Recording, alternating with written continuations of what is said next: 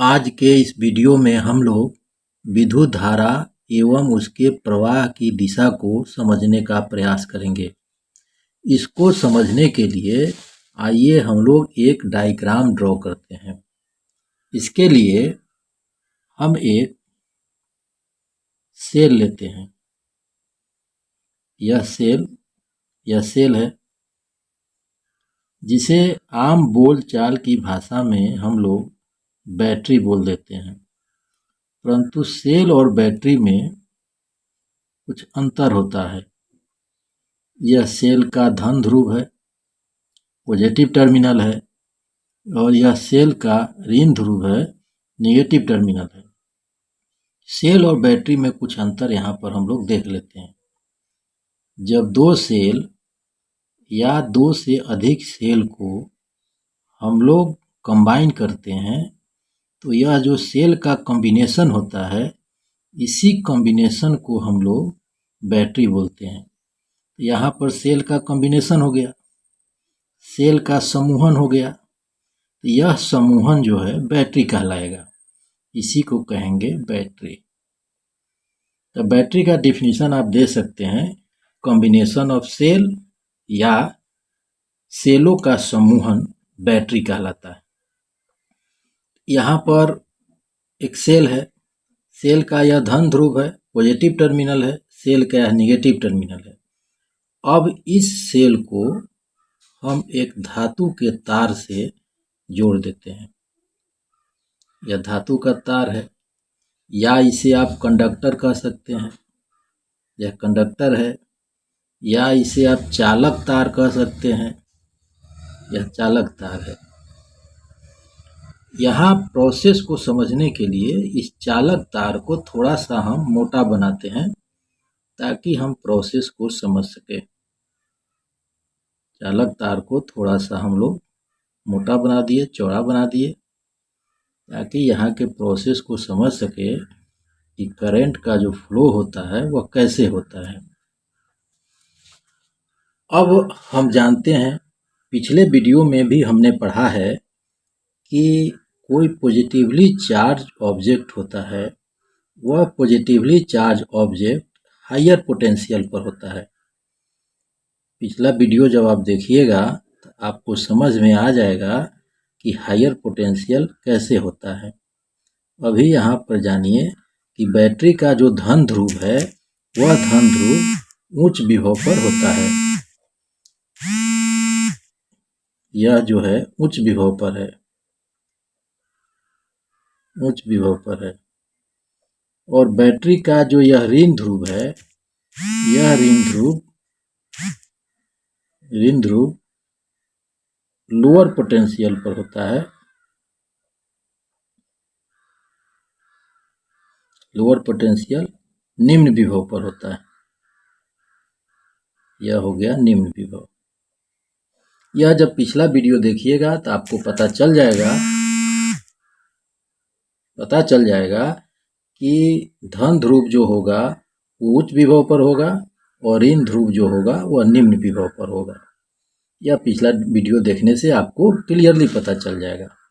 अब यहाँ पर हम यह जानते हैं, पहले से जानते हैं, सब लोग जानते हैं कि जो मेटल होते हैं उस मेटल में कुछ फ्री इलेक्ट्रॉन्स होते हैं। सभी इलेक्ट्रॉन्स फ्री नहीं होते, लेकिन कुछ इलेक्ट्रॉन्स फ्री होते हैं। खास करके मेटल का जो बाहरी कक्षा है, आउटर मोस्ट ऑर्बिट है, उस ऑर्बिट के इलेक्ट्रॉन फ्री होते हैं। तो यहाँ पर जो मेटल में फ्री इलेक्ट्रॉन होते हैं उसकी चर्चा हम लोग यहाँ पर करेंगे। अब यह मेटल का फ्री इलेक्ट्रॉन हो गया। अब इस फ्री इलेक्ट्रॉन का जो मोशन होगा, फ्री इलेक्ट्रॉन है यानी कि गमन करने के लिए, मूवमेंट के लिए फ्री है, स्वतंत्र है। अब इसका जो डायरेक्शन होगा वो कैसे होगा, इसको भी हमने पिछले वीडियो में बताया है, लेकिन थोड़ा सा यहाँ पर समझ लीजिए। हम दो मेटेलिक स्फीयर लिए थे, दोनों मेटेलिक स्फीयर पर सेम अमाउंट में पॉजिटिव चार्ज था और सेम अमाउंट में निगेटिव चार्ज था। अब जानते हैं कि पॉजिटिव चार्ज जो होते हैं, धन आवेश जो होते हैं, वह उच्च विभव पर होते हैं। यहाँ पर उच्च विभव है और यहाँ पर ऋण आवेश जो होते हैं वह निम्न विभव पर होते हैं, यहाँ पर निम्न विभव है। और इसके बीच में कहीं पर कोई निगेटिवली चार्ज ऑब्जेक्ट हम रखते हैं, नेगेटिव चार्ज मान लेते हैं, यहाँ पर हम इलेक्ट्रॉन रख दिए। अब इलेक्ट्रॉन पर नेगेटिव चार्ज है, यह नेगेटिवली चार्ज स्फीयर है, तो दोनों के बीच प्रतिकर्षण का बल लगेगा, तो इस स्फीयर के द्वारा इलेक्ट्रॉन पर इधर फोर्स लगेगा। यह स्फीयर पॉजिटिवली चार्ज है, यह इलेक्ट्रॉन नेगेटिवली चार्ज है, तो दोनों के बीच फोर्स ऑफ अट्रैक्शन लगेगा, यानी कि आकर्षण बल लगेगा। तो इस इलेक्ट्रॉन पर इस स्फीयर के द्वारा फोर्स इधर लगेगा, मतलब इलेक्ट्रॉन का जो गति होगा वह इस डायरेक्शन में होगा। अगर कोई फ्री इलेक्ट्रॉन दोनों स्फीयर के बीच में रखे हुए हैं तो इसका जो प्रवाह होगा, इसका जो मोशन होगा वह निगेटिव चार्ज से पॉजिटिव चार्ज की तरफ होगा, यानी कि निम्न विभव से उच्च विभव की तरफ इसका मूवमेंट होगा, इसका गति होगा। अब इसी चीज को यहाँ समझते हैं। यह सेल है, सेल का पॉजिटिव टर्मिनल है, सेल का नेगेटिव टर्मिनल है। तो इलेक्ट्रॉन के फ्लो के विषय में अभी हम समझे कि इलेक्ट्रॉन का जो प्रवाह होता है वह निम्न विभव से उच्च विभव की तरफ होता है। यहाँ देखिए, निम्न विभव से उच्च विभव की तरफ इलेक्ट्रॉन का फ्लो हो रहा है। तो यहाँ पर जो इलेक्ट्रॉन है वह इस डायरेक्शन में फ्लो करना शुरू करेगा। इलेक्ट्रॉन का फ्लो जो होगा वह इस डायरेक्शन में होगा, इस डायरेक्शन में इलेक्ट्रॉन चलेगा। अब इस पॉइंट को, यहाँ पर इस पॉइंट को हम मान लेते हैं ए, इस पॉइंट को बी, और यहाँ पर एक पॉइंट ले लेते हैं सी। इलेक्ट्रॉन का फ्लो कहाँ से कहाँ हो रहा है? तो इलेक्ट्रॉन का फ्लो बैटरी के सेल के नेगेटिव टर्मिनल से ऋण ध्रुव से धन ध्रुव की तरफ हो रहा है, ऋण ध्रुव से धन ध्रुव की तरफ हो रहा है। देखिए इसको, या ऐसे कह सकते हैं इलेक्ट्रॉन का जो फ्लो हो रहा है, इलेक्ट्रॉन का जो प्रवाह हो रहा है वह निम्न विभव से उच्च विभव की तरफ हो रहा है। तो इलेक्ट्रॉन के फ्लो को हमने समझा कि इलेक्ट्रॉन का फ्लो, अगर कोई सेल है, उस सेल से अगर हम मेटल वायर को जोड़ देते हैं तो इलेक्ट्रॉन का फ्लो सेल के नेगेटिव टर्मिनल से पॉजिटिव टर्मिनल की तरफ होगा। अब यहाँ से शुरू हुआ, यहाँ से इलेक्ट्रॉन का फ्लो शुरू हुआ, नेगेटिव टर्मिनल यहाँ है, यहाँ से शुरू हुआ, यहाँ से शुरू होकर के इलेक्ट्रॉन इधर से होते हुए, यहाँ से होते हुए आ गया किस पॉइंट पर? पॉइंट ए पर। अब यहाँ से जो इलेक्ट्रॉन है वह सेल के अंदर प्रवेश करेगा। अब यहाँ पर समझिए कि यहाँ पर जो हम सेल लिए हैं वह सेल जो है एक ड्राई सेल है, यह सेल एक ड्राई सेल है, और ड्राई सेल को हिंदी में हम लोग शुष्क सेल कहते हैं। यह शुष्क सेल है। इस सेल को शुष्क इसलिए कहते हैं, शुष्क कहने का मतलब यह है कि इस सेल में जो केमिकल्स होते हैं वे केमिकल पेस्ट के फॉर्म में होते हैं। हिंदी में उसको हम लेई का रूप कह सकते हैं। यहाँ पर जो केमिकल होता है वह पेस्ट के रूप में होता है, लिक्विड के रूप में नहीं होता है, इसीलिए इस सेल को हम ड्राई सेल कहते हैं। और इस सेल में जो केमिकल्स होते हैं उस केमिकल को भी थोड़ा सा जान जाइए कि कौन कौन सा केमिकल्स होता है। तो इसमें मुख्य रूप से अमोनियम क्लोराइड होता है, अमोनियम क्लोराइड होता है, इसमें जिंक क्लोराइड होता है, मैग्नीज का ऑक्साइड होता है, मैग्नीज डाइऑक्साइड, और इसमें कार्बन होते हैं। यह सब केमिकल्स यहाँ पर होते हैं इस सेल के अंतर्गत।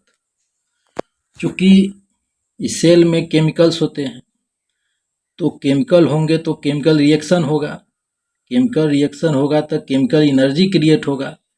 अब जो यहाँ पर केमिकल रिएक्शन के दौरान जो केमिकल एनर्जी क्रिएट होता है, यह केमिकल एनर्जी इस इलेक्ट्रॉन को इस साइड में पुश कर देता है। अब फिर इलेक्ट्रॉन कहाँ आ गया? तो निगेटिव टर्मिनल के पास आ गया, और फिर निगेटिव टर्मिनल से इसका फ्लो होने लगेगा कहाँ? पॉजिटिव टर्मिनल की तरफ। फिर यहाँ आएगा केमिकल्स हैं, केमिकल रिएक्शंस हो रहे हैं, रासायनिक अभिक्रिया हो रहा है, और रासायनिक अभिक्रिया के फलस्वरूप जो रासायनिक ऊर्जा उत्पन्न होगा, यह ऊर्जा इस इलेक्ट्रॉन को पुनः सेल के निगेटिव टर्मिनल की तरफ पुश करेगा, धक्का दे देगा, और धक्का देगा तो फिर निगेटिव टर्मिनल पर आएगा और फिर इसका फ्लो ऐसे होने लगेगा। इस तरह से इलेक्ट्रॉन का जो फ्लो है वह कंटिन्यू बना रहता है, और इलेक्ट्रॉन के इसी फ्लो को, इलेक्ट्रॉन के इसी प्रवाह को हम विद्युत धारा कहते हैं।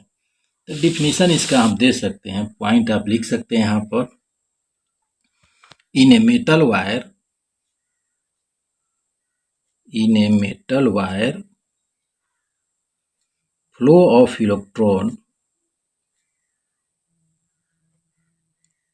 electron is called electric current।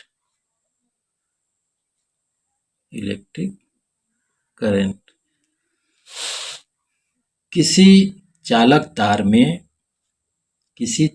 तार में इलेक्ट्रॉन के प्रवाह को विद्युत धारा कहते हैं। इतना समझने में कोई दिक्कत नहीं। अब पॉइंट दूसरा देखिए, अब क्या होता है। अब यहाँ पर हम देख लिए कि चालक तार में इलेक्ट्रॉन का फ्लो हो रहा है, और इसी फ्लो को हम इलेक्ट्रिक करंट कहते हैं। यह फ्लो सेल के निगेटिव टर्मिनल से होकर के पॉजिटिव टर्मिनल की तरफ हो रहा है। अब चूंकि इलेक्ट्रॉन का फ्लो सेल के निगेटिव टर्मिनल से पॉजिटिव टर्मिनल की तरफ हो रहा है, और इस फ्लो को हम विद्युत धारा कहते हैं, तो क्या विद्युत धारा का जो दिशा है वह दिशा सेल के निगेटिव टर्मिनल से ऋण ध्रुव से धन ध्रुव की तरफ माना जाएगा? बात को समझिए। कहने का मतलब है कि विद्युत धारा इलेक्ट्रॉन का प्रवाह है। किसी धातु के तार में इलेक्ट्रॉन के प्रवाह को विद्युत धारा कहते हैं, और विद्युत धारा का प्रवाह सेल के ऋण ध्रुव से होकर धन ध्रुव की तरफ हो रहा है। तो करंट का जो दिशा है, विद्युत धारा का जो डायरेक्शन है, वह डायरेक्शन क्या यह माना जाएगा? तो यह डायरेक्शन नहीं माना जाता है। विद्युत धारा का जो डायरेक्शन है वह इलेक्ट्रॉन के प्रवाह के विपरीत माना जाता है। क्यों माना जाता है, इसकी चर्चा हम करेंगे। पहले धारा की दिशा को समझ लीजिए। तो विद्युत धारा की दिशा यह हो गया, निम्न विभव से उच्च विभव की तरफ, नेगेटिव टर्मिनल से पॉजिटिव टर्मिनल की तरफ, ऋण ध्रुव से धन ध्रुव की तरफ। लेकिन यह जो डायरेक्शन है करंट का, वह डायरेक्शन धन ध्रुव से ऋण ध्रुव की तरफ माना जाता है। यह करंट का डायरेक्शन हम बता रहे हैं आपको, यह करंट का डायरेक्शन बता रहे हैं। यह डायरेक्शन है करंट का, डायरेक्शन इधर माना जाता है कि यह जो विद्युत धारा का प्रवाह हो रहा है वह किधर से हो रहा है। तो यहाँ पर एक चीज़ आपको पहले जान लीजिए, उसके बाद हम आपको समझाते हैं कि विद्युत धारा का जो दिशा है, फ्लो का डायरेक्शन है, वह इलेक्ट्रॉन के फ्लो के अपोजिट माना जाता है।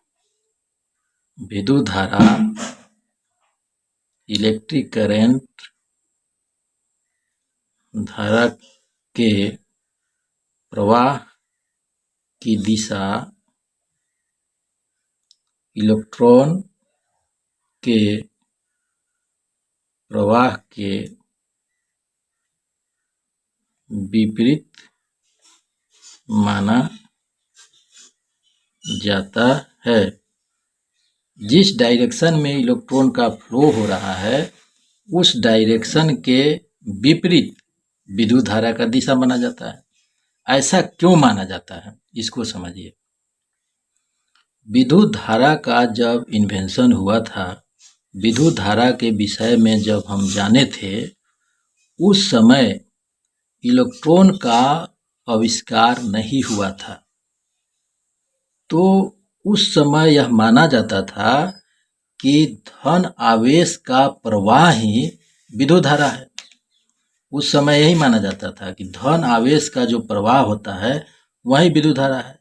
परंतु इलेक्ट्रॉन के डिस्कवरी के बाद यह समझा गया कि विद्युत धारा धन आवेश का प्रवाह नहीं होता है, विद्युत धारा इलेक्ट्रॉन का प्रवाह होता है। लेकिन अब जो डायरेक्शन है इलेक्ट्रॉन का पहले से तय कर दिया गया था, पहले से मान लिया गया था यही है, उसी को मान करके अभी भी चला जाता है। चूंकि परंपरा में है यह, इसीलिए इसको हम लोग कन्वेंशनल करंट भी कहते हैं। इस करंट को हम लोग कन्वेंशनल करंट कह देते हैं, क्योंकि परंपरा से हम मानते आ रहे हैं। एक्चुअल जो फ्लो है, वास्तविक जो विद्युत धारा का प्रवाह है, वह प्रवाह ऋण ध्रुव से धन ध्रुव की तरफ होता है। विद्युत धारा का प्रवाह वास्तविक रूप से ऋण ध्रुव से, सेल के ऋण ध्रुव से धन ध्रुव की तरफ होता है। लेकिन चूंकि कन्वेंशनली परंपरा से बहुत पहले से हम लोग यह मानते आए हैं कि धन आवेश का प्रवाह ही विद्युत धारा है, अतः विद्युत धारा के प्रवाह की दिशा धन ध्रुव से ऋण ध्रुव की तरफ मानी जाएगी। इसको बदला नहीं गया, इसको मान करके चला जाता है, परंतु एक्चुअली यही है, ऋण ध्रुव से धन ध्रुव की तरफ इसका जो डायरेक्शन होता है। लेकिन अगर आपसे पूछा जाएगा कि इसके प्रवाह की दिशा क्या है, तो आप निश्चित तौर पर कहिएगा कि विद्युत धारा का जो प्रवाह है वह धन ध्रुव से ऋण ध्रुव की तरफ होता है। प्रवाह की दिशा धन ध्रुव से ऋण ध्रुव की तरफ होती है, अर्थात उच्च विभव से निम्न विभव की तरफ होती है। कन्वेंशन में है, मतलब परंपरा से है, और इसको मान करके चला जाता है, इसको आपको भी मानना है। मतलब इलेक्ट्रॉन के प्रवाह के विपरीत दिशा में विद्युत धारा की प्रवाह की दिशा मानी जाती है। आज के वीडियो में बस इतना ही। अगले वीडियो में हम आपको इससे संबंधित कुछ ऑब्जेक्टिव प्रश्न कराएंगे, साथ ही साथ विद्युत धारा का जो मैग्नीट्यूड है, परिमाण है, उस परिमाण को कैसे पता करते हैं इसके संबंध में चर्चा करेंगे। तब तक के लिए धन्यवाद।